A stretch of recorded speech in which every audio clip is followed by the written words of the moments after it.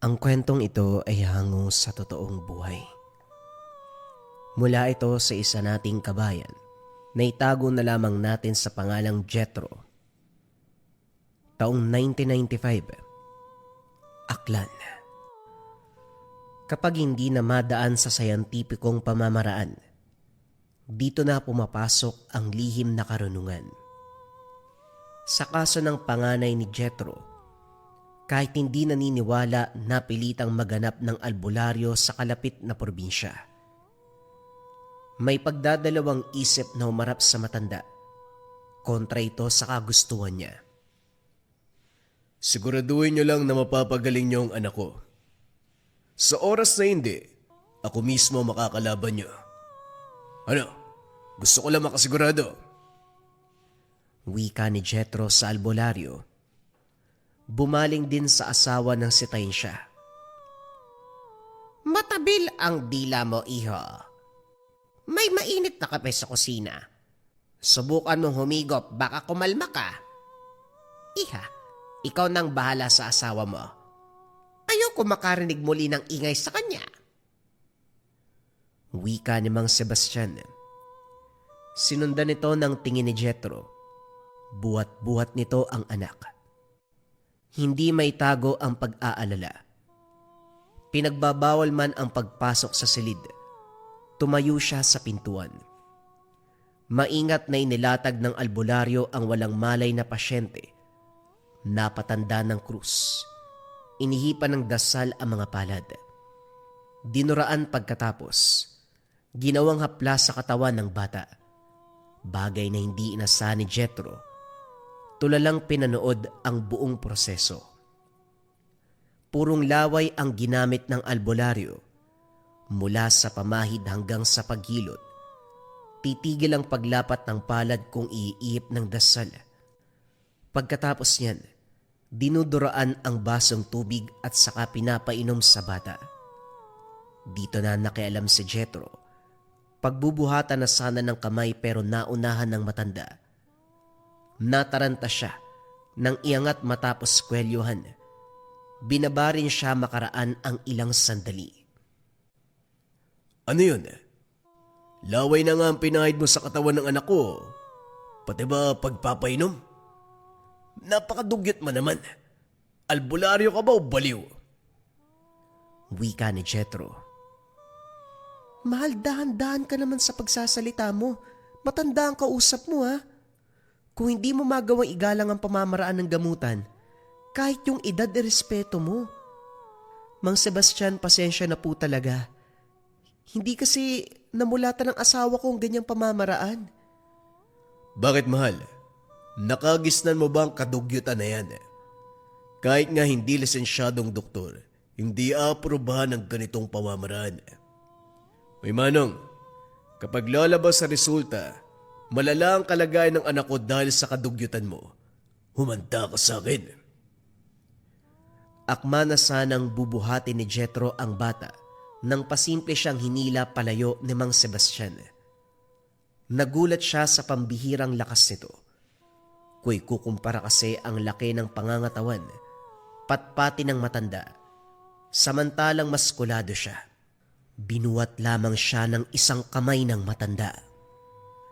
Sa sandaling tinanggap ko ang anak mo bilang pasyente, kargo ko na at may karapatan ako bilang manggagamot.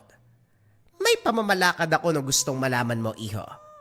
Hanggat hindi ko sinasabi na magaling na ang pasyente, hindi siya aalis sa tahanang ito.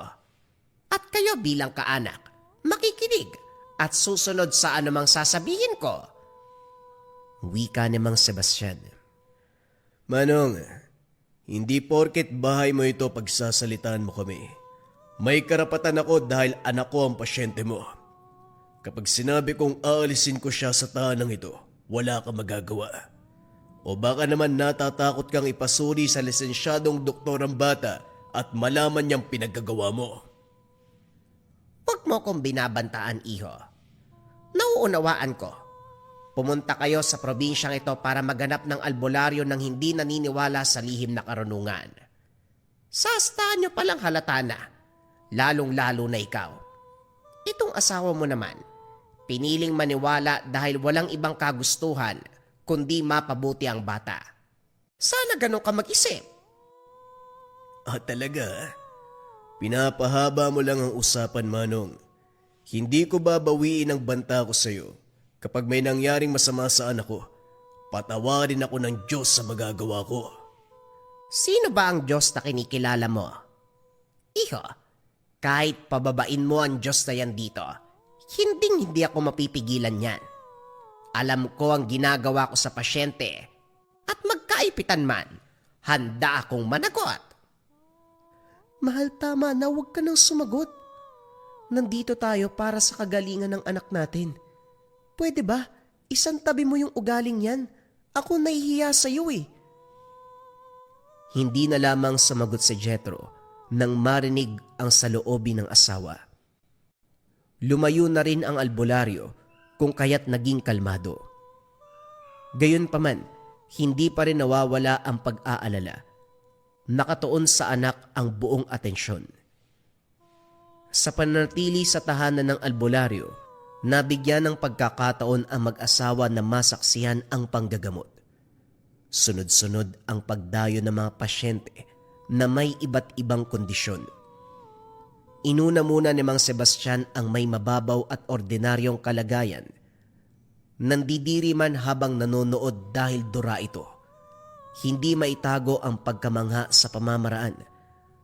Pagkatapos hilutin gamit ang laway bilang haplas, agarang mawawala ang karamdaman. Sunod ay nasikaso ang retiradong militar na may peklat ng tama ng bala sa likod. Nakaligtas sa scientificong operasyon, subalit hindi nawawala ang epekto. Ayon sa pasyente, kumikirot pa rin at minsan nang hindi nagpatulog sa kanya. Inihipan ni Mang Sebastian ang peklat. Sunod-sunod na dinuraan ang likod.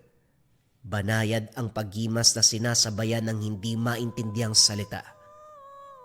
Maya-maya pa, tinapos sa pamamagitan ng 3 ihip. Kinausap ni Jethro ang pasyente. Tuluyang nagbago ang pananaw tungkol sa albularyo nang marinig ang kwento nito. Iho, kung taga dito ka lang, mauunawaan mo ang pamamaraan ni Mang Sebastian. Siya ang bukod tangi na gumagamot sa lahat ng may sakit sa lugar na ito. Hindi lang ordinaryong karamdaman, pati na rin ang barang. Kulam, kahit ngayon naghihingalo, nagagawa pang pagalingin eh. Isipin mo ha, wala siyang gamit kung hindi laway, dasal at sariling karunungan. Ikaw na taga-syudad, hindi mo maiintindihan. Pero kaming taga-probinsya at namulat sa ganitong usapin simulat sa pool, mas maasahan pa namin ng ganito kumpara sa lalapit sa doktor, magre-reseta ng kung ano-ano, wala namang mangyayari. Wika ni Mang Puldo. Napabuntong hininga si Jethro. Sinulyapan ang mga pasyenteng nakapila. Maririnig sa mga ito ang samot-saring papuri para sa albularyo. Sa kabila nito, gusto pa rin kontrahin ni Jethro ang pananaw ng matanda. Malamang sasabihin ng mga tao dito na siya ang may pinaka-epektibong pamamaraan kasi wala namang kayong pambayad sa doktor eh. Kapag nakatsamba ng 1 beses ang manggagamot, iisipin lahat na lang ng sakit kaya niyang lunasan. Hoy, ano ko ba naman? Kapag ikaw narinig ni Mang Sebastian, ewan ko na lang ha. Hindi ba pwedeng maniwala muna tayo sa kanya ngayon? Alang-alang sa anak natin to. Pasensya ka na, mahal. Inaalala ko lang ang kalagayan natin. Marami na tayong pinagdaanan sa kondisyon ng anak natin.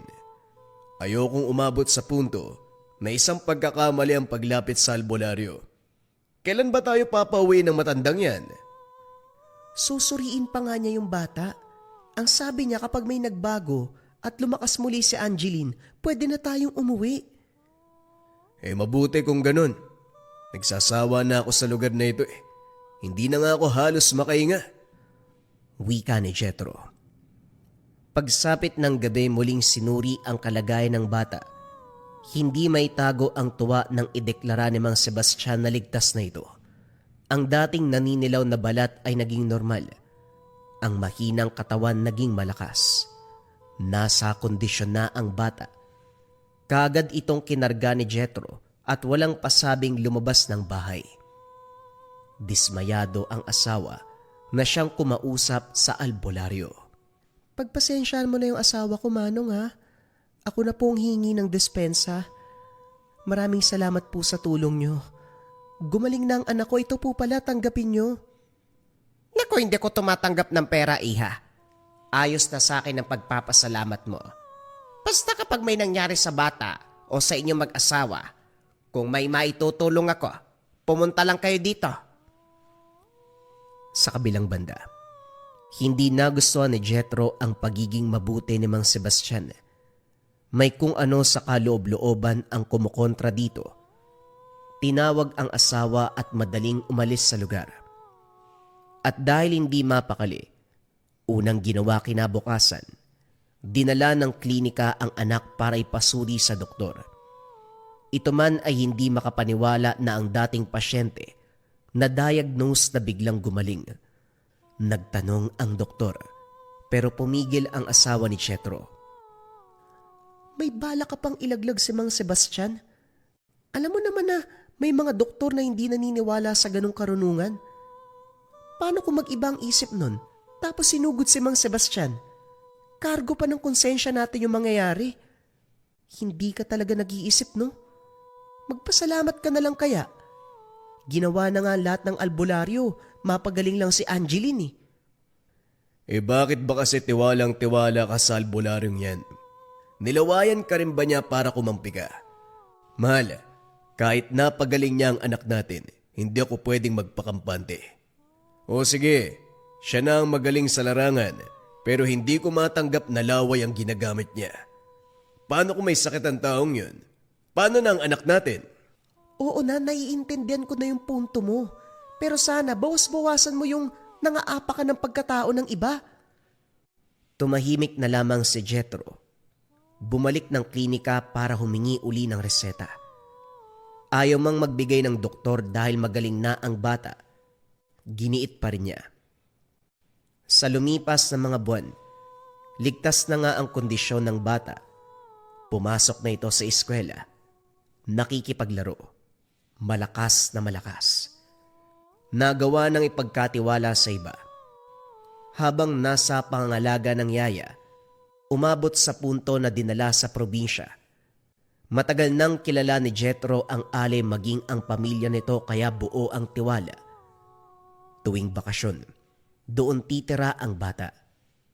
Sa hindi inaasahan, napatawag 10 oras ng gabi. Nagulantang sa nalaman na may masamang nangyari sa anak. Bumiyahe kagad, nanlumo sa natuklasan. Hindi na halos makilala ang bata. Puro galos ang katawan. Gusgusin, magulo ang buhok. Nakapaa. Nanlilisik ang mga mata na animoy nasisiraan ng bait. Madalas pang tumitig na parabang anong oras ay bigla na lang aatake. Nagpaliwanag ang yaya ni Aling Lourdes. Sa sunod-sunod na pista sa Karatig Bayan, sinasama ang bata. Aminado na napabayaan ito isang beses. Nakapasok sa bahay ng pinaghihinalaang aswang. Kinuha naman kagad at walang napansin na kakaiba. Pero sa paglipas ng buwan, may pagbabago sa bata. Naging magagalitin. Takot sa tubig. Nagigising kalagitnaan ng gabi. Kinakamot ang dingding. Nagsasalita mag-isa. Biglang lalabas kinaumagahan na uuwi. Makikita na lang nila na nasa gubat, tulala at wala sa sarili. Sinumbatan ni Jethro kung bakit hindi kaagad pinaalam. Nagdahilan si Aling Lourdes na natatakot. Pinagpalagay na lang nagagaling ang bata sa oras na makahanap ng manggagamot. Kaso ang nakuha nila, hindi naglakas loob matapos makagat. Sa mga oras na ito, nasa peligro na ang buhay. Yaya naman, matagal na tayo magkakilala at buo na ang tiwala ko sa iyo. Tapos malalaman ko pinabayaan mo ang anak ko. Nakapasok pa sa bahay ng aswang. Ano? Aswang na rin ang anak ko, ganun ba yun? Mahal, kumalma ka nga. Nandito na tayo sa sitwasyon. Huwag na nating palalain pa. Manang, wala ka po bang nakuwang ibang manggagamot? Albularyo po kaya? Teka, makakatulong sa atin si Mang Sebastian. Nang marinig ang sinabi ng asawa, nagbago ang isip ni Jethro. Aling Lourdes, kapag ba nalahian ng aswang, yung pinainom o pinakain ng pampahawa, umiepekto ba kagad? Sa pagkakaalam ko, depende. Depende kung gaano kalakas ang ng lahi. Ito na nga. Tama talaga ako. Si Mang Sebastian ang humawa sa anak namin. Laway ang ginagamit niya sa panggagamot. Manang, nakarinig ka na ba ng albularyo na laway ang ginagamit sa paglunas? Ano? Ngayon lang ako nakarinig ng ganyan. May mga manggagamot at albularyo dito, pero halamang gamot at langis ang ginagamit. Bakit laway? Ang dugyot naman. Nakita mo na, mahal. Panay ka pa ng tanggol sa albularyong yan. Tignan mo ang ginawa niya sa anak natin. Ginawang aswang. Hoy Jethro, naririnig mo ba yung sinasabi mo? Kung makaparatang ka, akala mo naman sigurado na. Konting respeto sa tao, mahal. Dumadagdag ka lang sa problema eh. Ako pa talaga ang dumadagdag sa problema. Ikaw nga tong nagmamakaawa para lang pumayag ako na idulog sa albularyo si Angeline. Tapos ano? May nangyari bang maganda? Tignan mo nagaganap ngayon. Yung anak natin nagiging halimaw na. Sa kabila ng sagutan, naudlot ng sumigaw ang asawa ni Aling Lourdes. Nang puntahan kasalukuyang inaatake ng bata, hindi nakakilos si Jethro. Kahit si Annalisa. Naguguluhan kung anak pa nila ang nakikita. Kung hindi lang ito nahampas ni Aling Lourdes, patuloy sa pag-atake. Umalis ang batang halimaw at sa bintana dumaan. Saksi ang lahat kung paanong bumilis ang galaw. Isang kurap ay hindi na mahanap. Nanlumong nakaupo sa sulok si Jethro. Samot-saring kaisipan ang sumasagi. Sa pagkakatanda, pinoproblema nila ang pagpapagamot sa karamdaman nito. Ngayon ay panibagong suliranin. Bumabalik sa isip ang itsura ng anak. Magulo ang buhok. Hindi lang mukha ang naging halimaw, kundi buong pagkatao. Nang may masmasan sinimulan ang paghahanap. Sinuyod na ang gubat. Pinuntahan ng karatig sityo maging ang bayan. Kaso walang Angeline na mahagilap. Nagpatulong sa barangay ng sumapit ang hapon kasama ang tanod sa operasyon. Umabot ng madaling araw pero wala pa rin kahit anino. Sumuko na ang taga-barangay. Naiwan silang nagpatuloy sa paghahanap. Magpahinga na muna tayo. Sisikat na ang araw. Baka umuwi din si Angeline sa atin. Anong klase kang ina para sabihin yan? Magpapatuloy tayo sa paghahanap lalo ka na. Aling Lourdes, hindi ka titigil dahil simulat sa pool, ikaw ang may kasalanan nito. Huy, ano ka ba? Masakit ang nangyari sa anak natin. Pero hindi makatarungan na kung sino-sino yung tinuturo mong salarin. Walang sino man ang may gusto na mangyari yan, mahal. Pwede ba? Umayos ka naman. Kung nakinig ka lang sa akin noon pa, espesyalist ng lisensyado ang hanapin, hindi sana aabot sa ganitong sitwasyon. Nagmamagaling ka kasi. Punta tayo sa albularyo kasi makakatulong. O no, nakatulong ba? Pinalala mo ang sitwasyon. Ako pa ang sinisisi mo ngayon, ha? Jethro, ina ko ng batang pinag-uusapan dito kaya umayos ka. Dahan-dahan sa masakit na salita. Hindi lang ikaw ang nagagalit sa sitwasyon na to. Ako din, oh. Pero pinipili kong maging matalino sa pag-iisip. Hindi katulad mo. Basta na lang dadada ang bibig.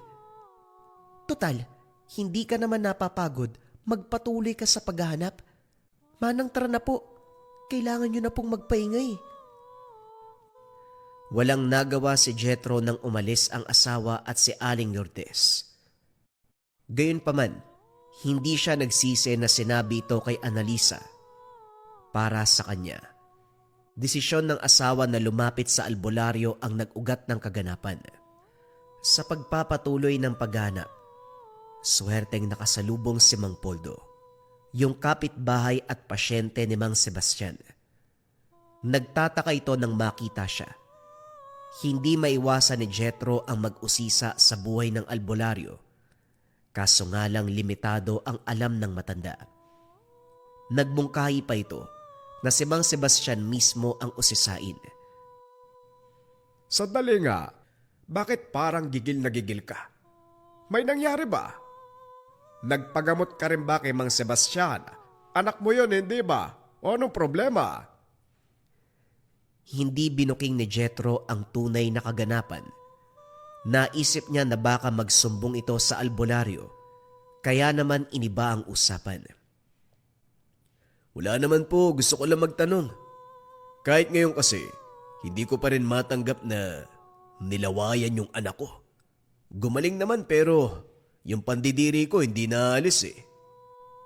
Ay nako, yun lang ba? Huwag kang mag-alala. Marami nang nilawayan si Mang Sebastian, pero wala namang ni isang bumalik para ibalita na may masamang epekto. O siya, tutuloy na ako ha. Nga pala, kung gusto mong bisitahin si Mang Sebastian, pwede kitang isabay sa Makalawa. Intayin mo lang na makabalik ang anak ko na nakatira sa lugar na ito. Pagkatapos nun, uuwi na ako. Tumango si Jethro. Hinatid ng tanaw ang matanda. Aalis na rin sana nang marinig ang pagtawa ng pamilyar na boses.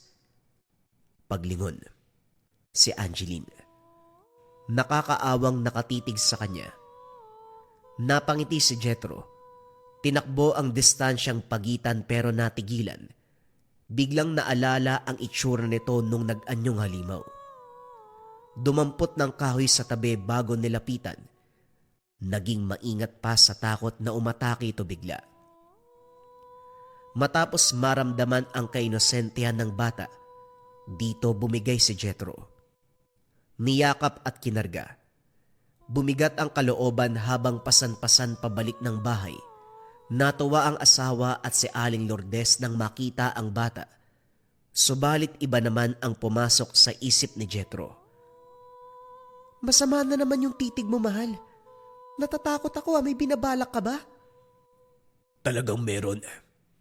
Sa Makalawa aalis si Mang Poldo. Sasama ako sa kanya. Harapin ko ang animal na albularyo. Sisingilin ko siya sa ginawa niya sa anak natin. Patawarin talaga ako ng Diyos sa magagawa ko. Mahal, ano ka ba? Talaga bang nasisiraan ka na? Isipin mong mabuti ang mangyayari kapag nagpadalos-dalos ka. Ano pa bang meron para ganyan ang galit mo sa albularyo? Nakita mo naman kung paano niya ginamot si Angeline, di ba? Hindi nga yun nakatulog sa pagbabantay eh. Oras-oras, sinusuri ang kalagayan ng anak natin. Hindi sinukuan hanggang sa gumaling. Ano pa ba ang gusto mo? Naghahanap ka lang ng problema eh. Parang awa mo naman. Tandaan mo lahat ng sinabi ko.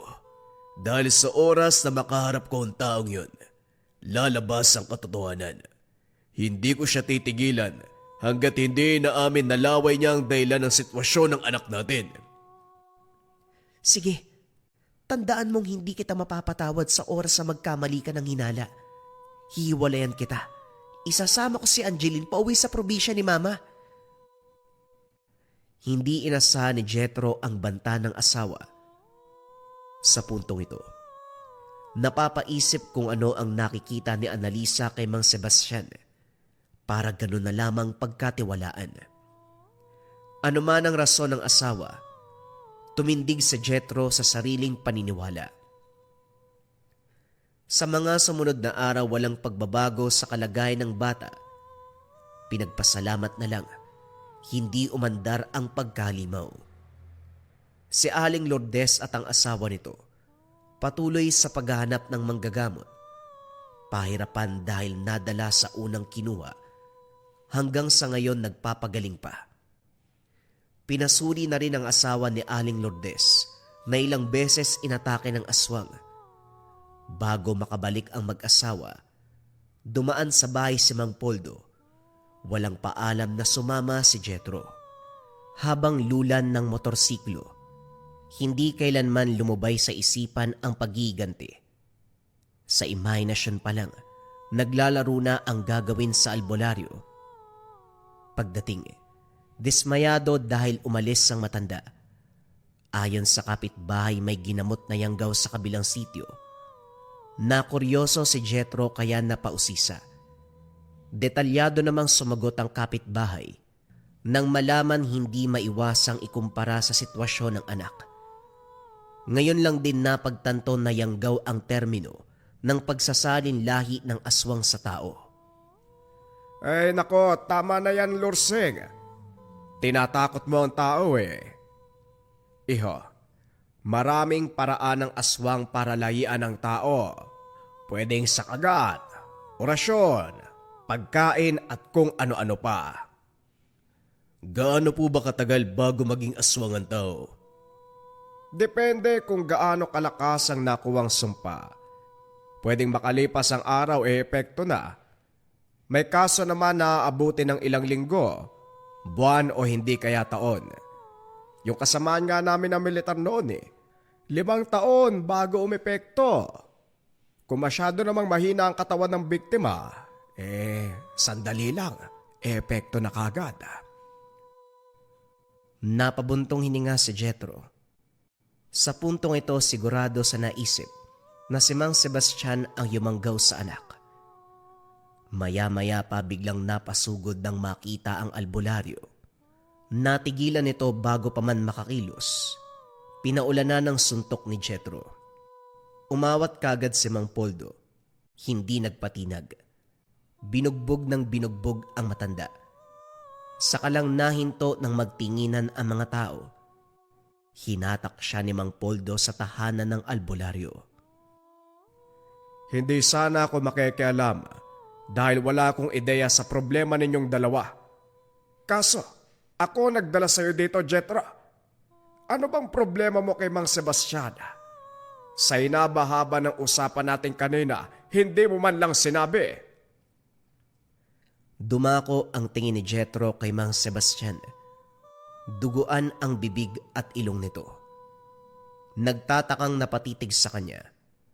Susugurin na sana, kaso napigilan kagad ni Mang Poldo. Nagresulta na ang ginawa mo. May panggagamot ka pang nalalaman ang totoo. Gusto mo lang mambiktima ng inosente. Anak ko, 7 taong gulang, hindi mo pinalampas. Sandali nga. Tungkol saan bang hiniimutok mo, iho? Natatandaan kita. Ikaw yung nagpunta rito kasama mag-ina mo. Anak mo ang ginamot ko. Anong sinasabi mong hindi ko pinalampas? Mambibiktima ng inosente, tungkol saan ba ito? Linawin mo nang magkaintindihan tayo. Nagmamaang-maangan ka ba? Niyanggaw mo ang anak ko. Ano? Ipagkakaila mo pa? Huwag mong sabihin na hindi mo alam dahil ikaw mismo ang gumawa nun. Kaya merong kasamang laway ang panggagamot mo upang makayanggaw. Katahimikan ang sumunod na namayani. Nagkatinginan sina Mang Poldo at Mang Sebastian. Biglang nagtaka si Jethro dahil parabang sa sitwasyon nila ngayon, siya ang napapahiya. Hindi muna siya nagsalita. Inantay ang sasabihin ng albularyo. Yanggaw, marahil kasali ang anak mo sa nangyayari ngayon. Sa pistahan nagsimula ang lahat. May ginamot din ako. 2 bata na nakakain sa bahay ng hinihinalang aswang. Naging seryoso ang usapan. Nagpaalam si Mang Poldo para mabigyan ng oras ang dalawa. Pinili ni Jethro na pakinggan ang albularyo. Kaso nga lang, hindi maiwasang marindi dahil iba ang sinasabi ng isipan. Ayon sa albularyo, nakaugalian ng matandang salarin ang mangyanggaw. Kaso nga lang hindi ganong kasikat ang usapin dahil papalipasin ang mahabang panahon bago muling gawin. Isa pa, palipat-lipat ng tahanan ang aswang kaya imposibleng malaman ng mga tao ang tunay na pagkakakilanlan. Dagdag pa ni Mang Sebastian, kilala niya ang taong ito dahil ilang beses nang nakaharap ng yumaong ama na isang manunugis. Hindi lang nagawang patayin dahil may pamamaraan para makatakas. Masyadong mailap, lalo na kung makakaramdam ng kalaban sa paligid. Dinaanan ko sa tinitirhan niya kaso wala na doon. May nakakita na nagtungo sa kabilang bayan. Hindi lang sigurado eh. Wala na akong oras para habulin pa ang aswang. Marami ng pambibiktima na kailangan pagtuunan ng pansin. Paano naman ako maniniwala sa sinasabi mo? Pasensya na Manong pero para sa akin ikaw ang yumanggaw sa anak ko. Bakit hindi mo na lang kasi aminin? Tayo lang naman na nandito eh. Pinagtutudahan mo ba ako dahil laway ang ginagamit kong pamamaraan upang mapagaling ang mga pasyente? O sige, makinig ka. Sa puntong ito, hindi inasahan ni Jethro na mali ang palagay sa pagkatao ng matanda. Sa kwento ni Mang Sebastian, nag-aral siya sa ilalim ng turo ng pinakamahusay na ermitanyo noong araw na siya ring maestro ng karamihan sa manggagamot ngayon. Gamit ang natutunan, hinaluan ito ng sariling pamamaraan. Dumaan sa mabusising pagsasanay, ginawang tubig ang lana na binasbasa ng iba't ibang ermitanyo at albularyo. Kaya hindi na siya gumagamit ng lana o langis sa panggagamot dahil ito ay nakakarga sa kanyang katawan. Nilinaw din ng matanda na puro ang pagkatao, wala siyang lahing aswang. Sa narinig, nakaramdam ng matinding hiya si Jethro. Hindi makatingin sa matanda. Mabuti na lang maunawain si Mang Sebastian. Hindi na pinalaki ang usapan. Pagpasensya nyo na po talaga Manong. Nadala lang po ako ng matinding pag-iisip eh. Siyempre anak kong pinag-uusapan dito kaya nag-aalala ko. Kung ganun man, baka pwedeng ipagamot ko uli si Angeline. Lumalala na po ang lagay niya. Nakita ko mismo na naging halimaw siya eh. Huwag na nating pag-usapan ng tungkol sa akin. Mabuti pa dalin mo dito ang bata ng masuri ko.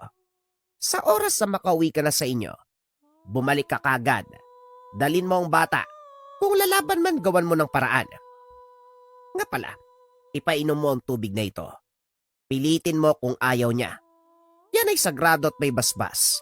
Kahit makalunok ng kaunti, pansamantalang pipigilan ng kondisyon. Tumalima kagad si Jethro. May motorsiklo si Mang Poldo. Ito ang ginamit para mapabilis ang biyahe. Kaso nga lang nagulantang sa nakita. Nasa ganap na anyo ang bata. Nakalambitin sa bubong. Tinatakot si Annalisa. Maging ang kasamang mga matatanda. Hinugot niya ang pinadalang pangontra. Isinaboy. Hindi napigilan ang pag-antig ng damdamin sa paglingon ng bata. Diyos ko, anak ko ba to? Angeline ako ang tatay mo. Tama na anak. Tinatakot mo kami pakiusap. Itigil na natin to. Wika ni Jethro. Bumaba ito sa harapan niya.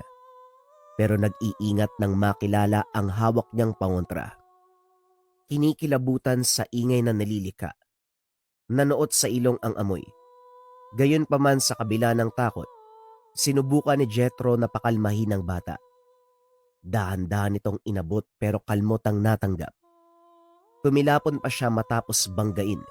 Nakatakas pa ang bata. Sus Mariosep, ayos ka lang ba mahal? Kita mong aswang na, sinubukan mo pang kausapin. Bakit parang tanggap mo na ganun talaga ang anak natin? Sinusukuan mo ba si Angeline? Ang punto ko lang naman mahal, huwag mo nang dagdagan ng problema.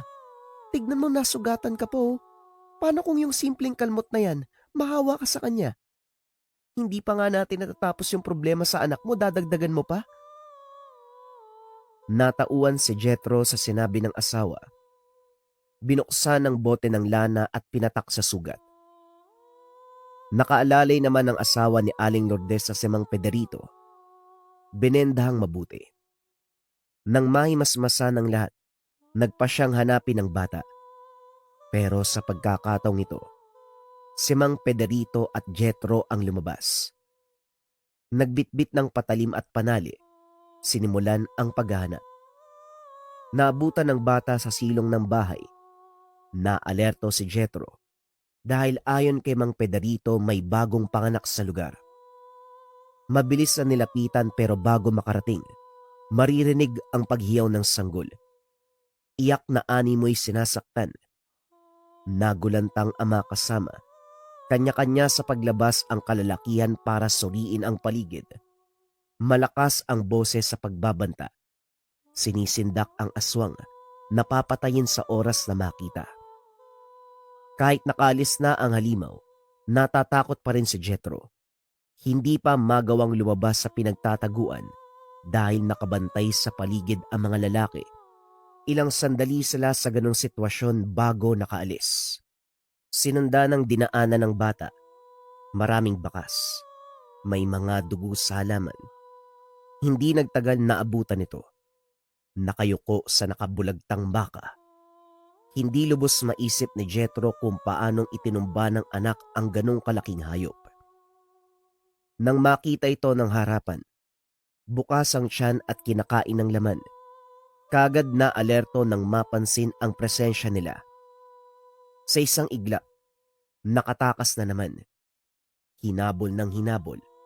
Mabuti na lang may naisip si Mang Pedrito kung kaya't napabilis ang paghabol.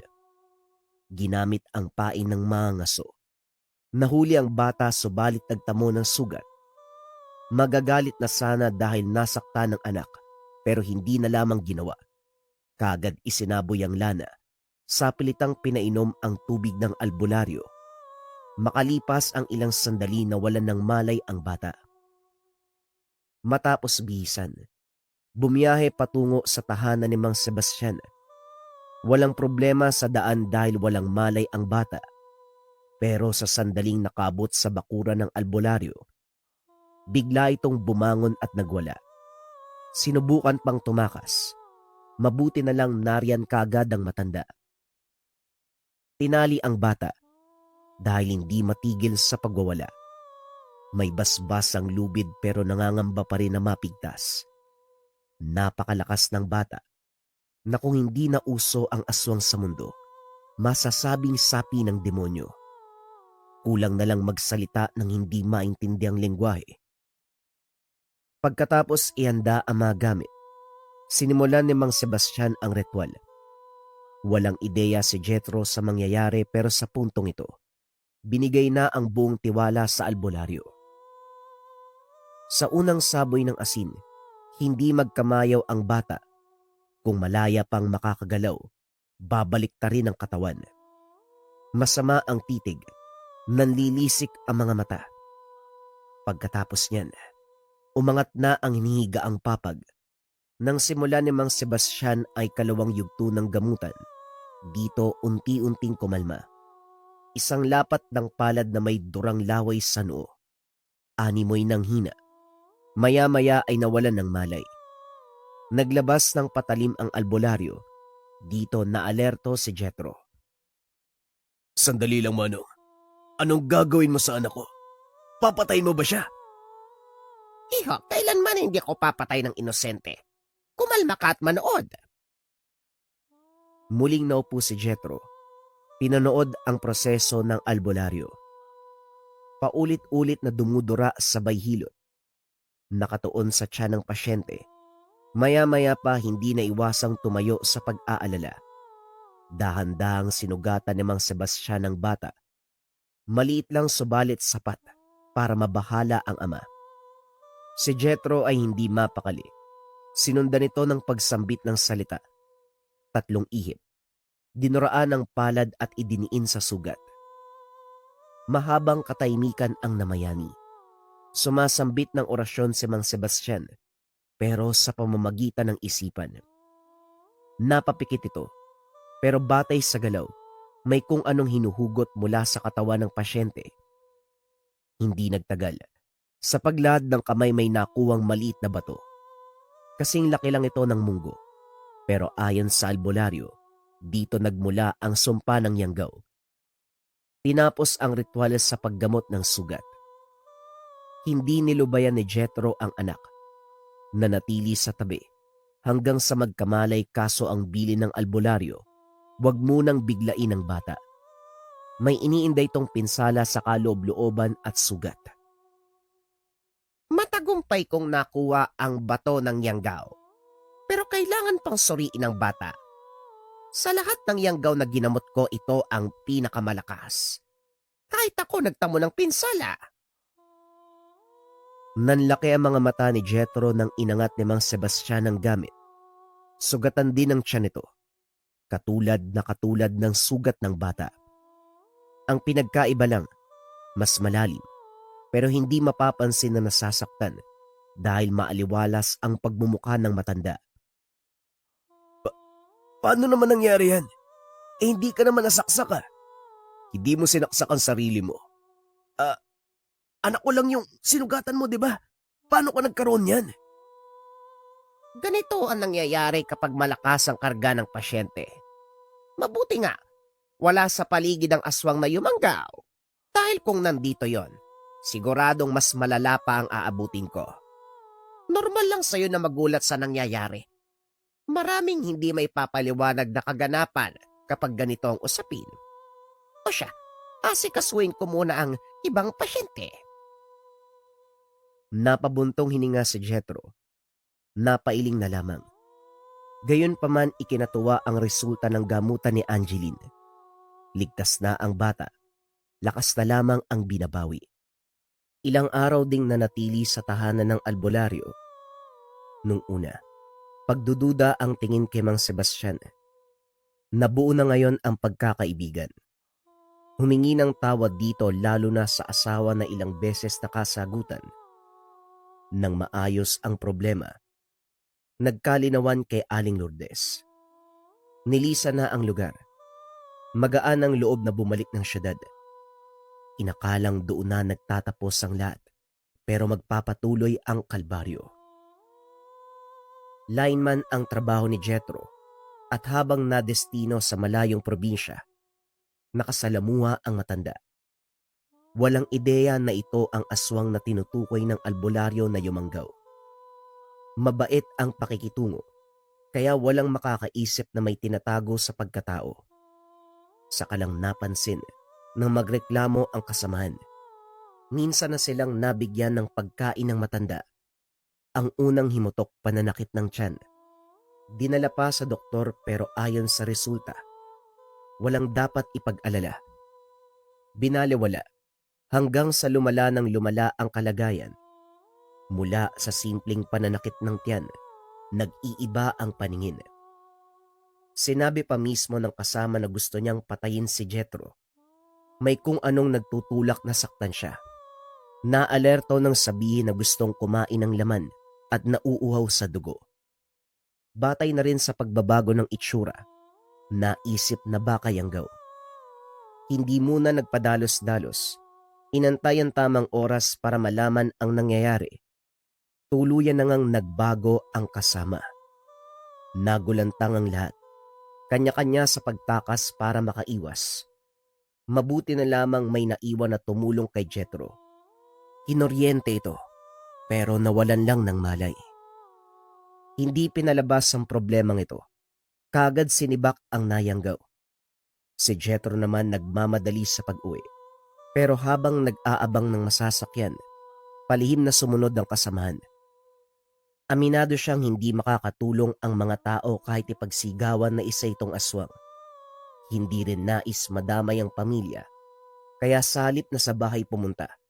Tinahak ang daan patungo sa tahanan ni Mang Sebastian. Napabilis ang lakad ng mapansing malapit na si Mando. Nang maramdaman ng kilabot, wala sa sariling kumaripas ng takbo. Kaso nga lang, hindi pa nakakalayo, natigilan dahil may humarang.